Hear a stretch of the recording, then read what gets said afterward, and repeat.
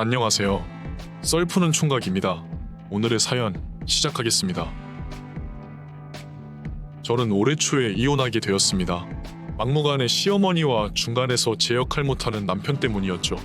그나마 제일 멀쩡했던 게 시누이였습니다. 가만히 있어서 중간은 간 거죠. 처음에 제가 이 집으로 시집 왔을 때부터 시집살이를 겪었습니다. 그때는 그게 당연한 줄로만 알고 반항도 하지 않았죠. 남편과 어린 나이에 아무것도 모르고 결혼을 해버렸고, 친정엄 나는 제가 어렸을 때 돌아가셔서 주변에 조언해줄 사람이라고는 찾을 수 없었습니다. 어린 나이에 아무것도 모르고 시어머니가 시댁 근처에 전세 돌리는 빌라가 있다면서 거기 들어와서 살면 돈 많이 모을 수 있지 않겠냐고 해서 저는 좋은 제안인 줄로 착각했습니다. 그렇게 저는 제 발로 시집살이의 지옥으로 걸어 들어간 거나 다름이 없었죠. 사실 따지고 보면 이 남자랑 결혼한 것부터가 잘못된 선택이었죠. 명절이면 전이고 잡채고 제가 혼자 다 준비했고요. 그때는 남들도 다 그렇게 하는 줄 알았습니다. 그렇게 명절은 시댁에서 다 보내고 친정은 명절 다 끝나고 나서야 갈 수 있었고요. 시간이 지나면서 주변 사람들한테 얘기를 하나둘씩 들어보니 제가 참 바보같이 시집살이 당하고 있더라고요. 집이 가깝다는 이유로 평일 주말 합쳐서 한 달에 10번 이상은 기본적으로 시댁에 들렀습니다. 어느 순간부터 몸이 지치니까 차라리 야근을 하고 집에 늦게 가는 게 낫겠다는 생각도 들더라고요. 남편도 어차피 저 없으면 혼자 할 줄 아는 게 아무것도 없어서 객관적으로 생각해보니 제가 목소리를 좀 낼 수 있겠더라고요. 10년 넘는 결혼 생활 끝에 제 첫 반항은 작년 추석 지나고였습니다. 추석에 모든 친척이 먹을 음식 제가 다 했는데 그 다음 주에도 시어머니는 저희를 집으로 부르시더라고요. 저녁 먹으러 오라면서요. 보통 시어머니가 저녁 먹으러 오라고 하는 건 집에 와서 저녁 차리라는 거예요. 제가 퇴근하고 도착하면 7시 정도인데 그때부터 준비해도 30-40분은 좋게 걸립니다. 근데 시어머니는 하루 종일 집에 계시면 혼자서 해 드실 법도 한데 굳이 저를 기다리시더라고요. 근데 그날은 왠지 모르게 시댁에 가기 싫더라고요. 출근하자마자 시어머니한테서 퇴근하고 시댁으로 건너오라는 연락을 받고 일부러 점심시간까지 답장을 안 했습니다. 그러자 점심시간에 남편한테 연락이 오더라고요. 엄마한테 연락 못 받았냐면서요. 그래서 너무 바빠서 깜빡했다, 오늘은 피곤해서 못 가겠다고 얘기했습니다. 제 첫 거절에 남편은 적잖게 당황한 듯 했습니다. 그렇다고 자기가 나한테 전화로 시집살이를 시킬 수 있는 것도 아니니까요. 생각보다 쉽게 시집살이를 끊어내나 싶었는데 퇴근 직전에 시어머니한테서 연락이 오더라고요. 와서 저녁 준비하라면서요. 안 피곤한 사람이 누가 있냐면서요. 저도 그 순간 왜 그렇게 대답했는지는 모르겠는데 시어머니에게 대답했습니다. 어머님 하루 종일 집에 계시지 않았냐고요? 저보다는 덜 피곤하실 것 같다고요. 시어머니가 소리를 지르시더라고요. 지금 해보자는 거냐고요. 그래서 말씀드리지 않았냐고. 저 정말 피곤해서 쓸데없는 언쟁하고 싶지 않으니까 남편이랑 집에서 드시던지 외식하시라고 했습니다. 한번 내지르고 나니까 속이 후련하더라고요. 그날 시어머니와 남편에게서 오는 전화 안 받고 집에서 혼자 라면 끓여 먹으면서 TV 봤습니다. 별거 아닌데 참 행복하더라고요.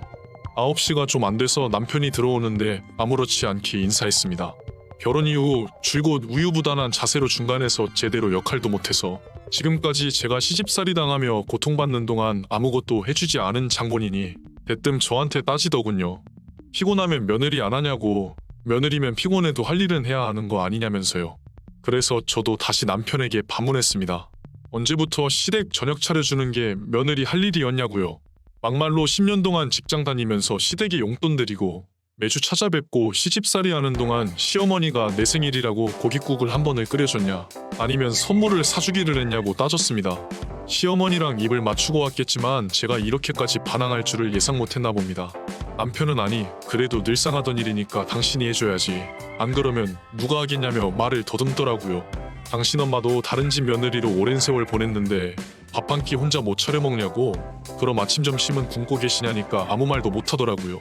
그렇게 며칠 후 시누이한테서 연락이 왔습니다. 시누이는 그래도 좋게 얘기하더라고요. 자기 엄마가 시집살이를 오래 당해서 이제는 좀 대접받고 살고 싶어서 그러는 거니까 이해 좀 해달라면서요.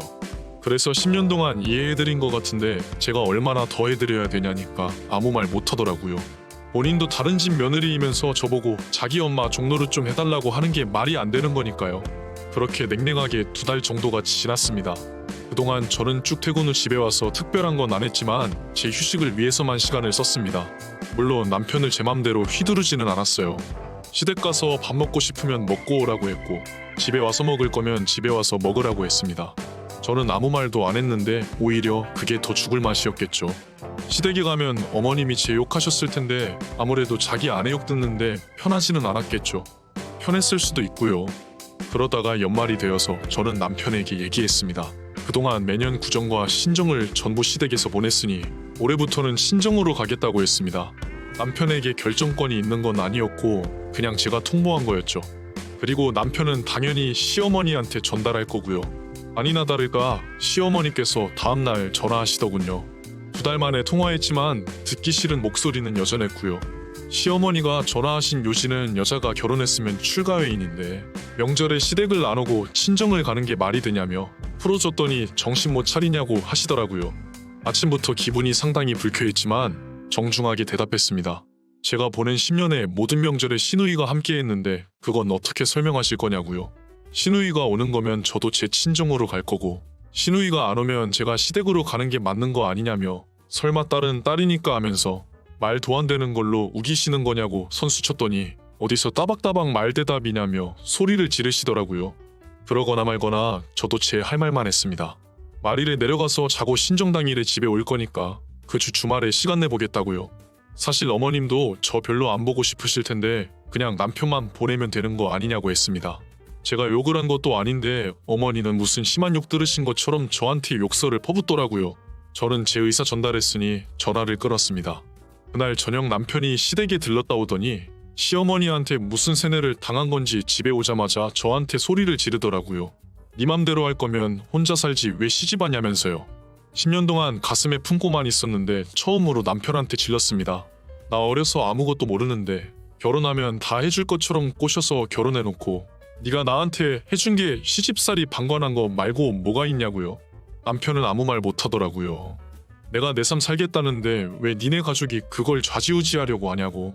상식적으로 그게 맞는 거 같냐니까 아무 말 못하더라고요.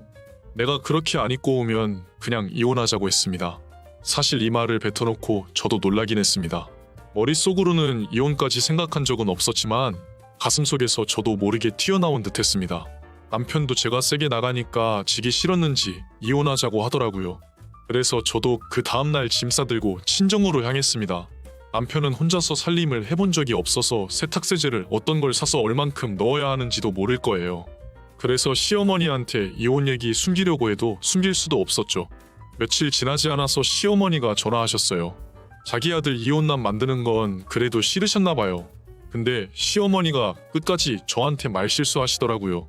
이번만 용서해 줄 테니까 다시 들어오라는데 누가 누굴 용서한다는 건지. 그때 저한테 사과만 했어도 제가 다시 생각해볼 용의가 있었는데 덕분에 마음 정리가 깔끔하게 끝났습니다. 제가 시집갈 때 비록 아무것도 못해갔지만 10년 동안 매달 시어머니에게 용돈 드린 것만 대충 계산해도 5천만 원 정도 되더라고요. 남편과 나중에 아이 낳으면 쓰려고 모은 돈이 1억 정도 있었는데 남편에게 시어머니 용돈 드린 거랑 그동안 내가 살림 다 하고 시집살이 당한 거 하면 1억도 부족한데 그냥 깔끔하게 이거 제가 가져간다고 했더니 알았다고 하네요.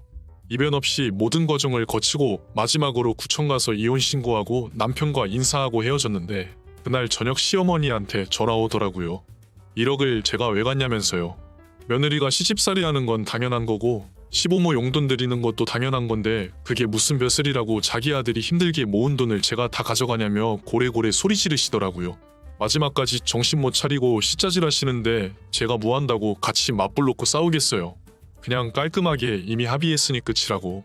그리고 당신 같은 사람 거지 같은 시집살이 다 받아주고 용돈까지 주는 게 당연한 일 아니니까 그렇게 말하지 말라고 했습니다. 그동안 나한테 했던 만큼 너도 덜도 말고 당신 딸이 받았으면 좋겠다고 말하고 차단해버렸습니다. 혹시나 저처럼 어린 나이에 결혼해서 아무것도 모르고 시집살이 하시는 분들이 꼭 봤으면 좋겠어요. 당연한 시집살이는 어디에도 없습니다. 부당함을 느끼면 꼭 목소리 내셨으면 좋겠네요.